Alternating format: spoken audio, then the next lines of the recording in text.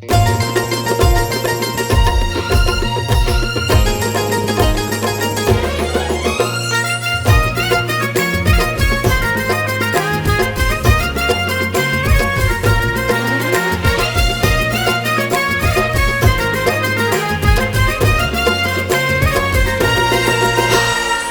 रती हमाओ सुबह माँ हलचल मचे रे जिया माँ, बिन तोरे लागे वो गोरी मर जाऊं तोरे मया माँ। संगी रे जिए के मिल गे रे बहाना, तहुआ छोड़ के ल जाना। हो गए हो तोरे दीवाना मयारू रे, आजा छोड़ के जमाना। अब रती हमाओ सुबह माँ हलचल मचे रे जिया माँ, बिन तोरे लागे वो गोरी मर जाऊं तोरे मया माँ।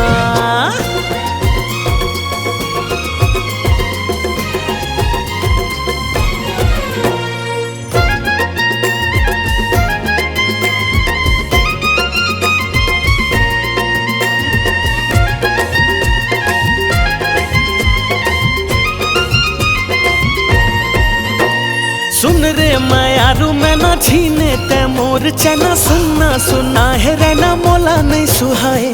मऊहा के जैसे नसाते नवा नवा हसमयाते, तोरे पीरत के हो रोगी बन जाना रानी दवाते। गोरिया रे जिए के मिल गे रे बहाना, तहुआ छोड़ के ल जाना। हो गे हो तोरे दीवाना दीवाना रे, आजा छोड़ के जमाना।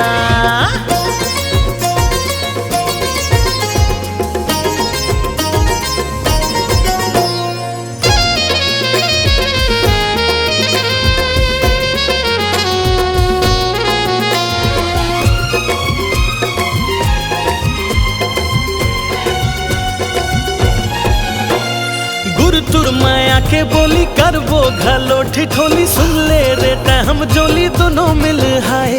दुनिया बना ले दीवानी, लिख ले माया के कहानी। बन जाऊं मैं तोरे राजा, बन जाना तैमूर रानी। गुइया रे जिए के मिल गे रे बहाना, तहुआ छोड़ के ल जाना।